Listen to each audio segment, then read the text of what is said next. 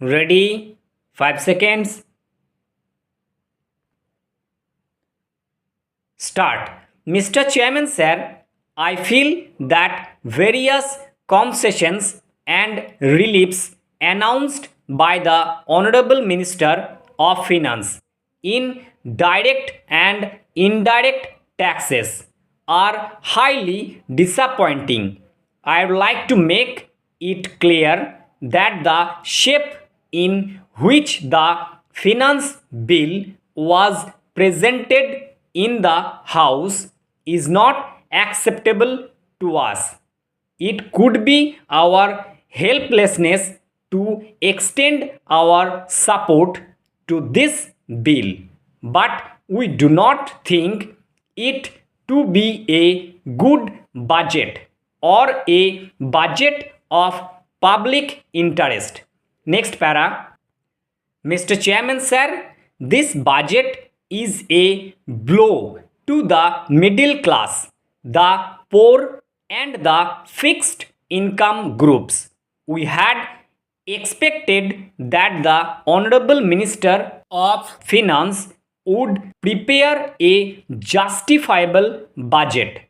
We fail to understand as to why efforts were not made to extend the concessions which were made available to multinationals and the big giants to partnership firms, self employed persons, and individuals. The multinationals, widely held companies, and big industries have been given an exemption of 10%, thereby making the total concession of 20%, while high companies have been granted concessions of 10% in rate and 20% in tax. The closely held companies have been granted 5% concession in rate and 10% in tax.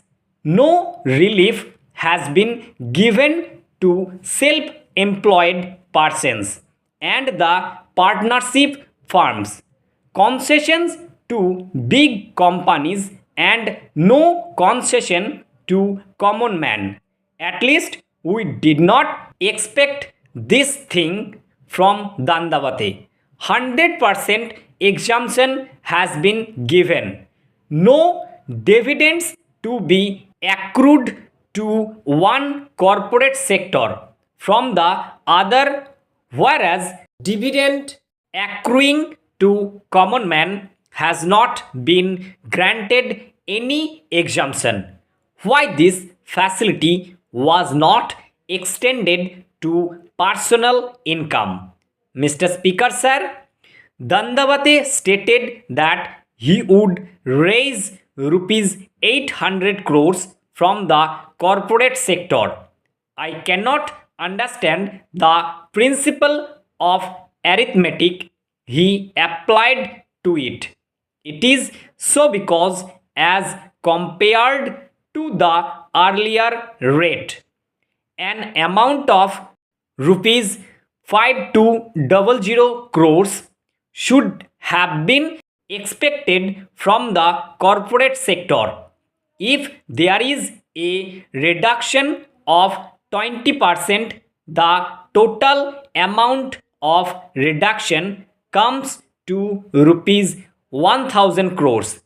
As per my calculations, instead of a profit of rupees 800 crores, there should have been a loss of rupees 600 crores to rupees 700 crores. Even after deducting the profit to be accrued from abolition of investment allowance out of the total reliefs given therein, I feel it is not proper to make good the losses by some other method. Stop.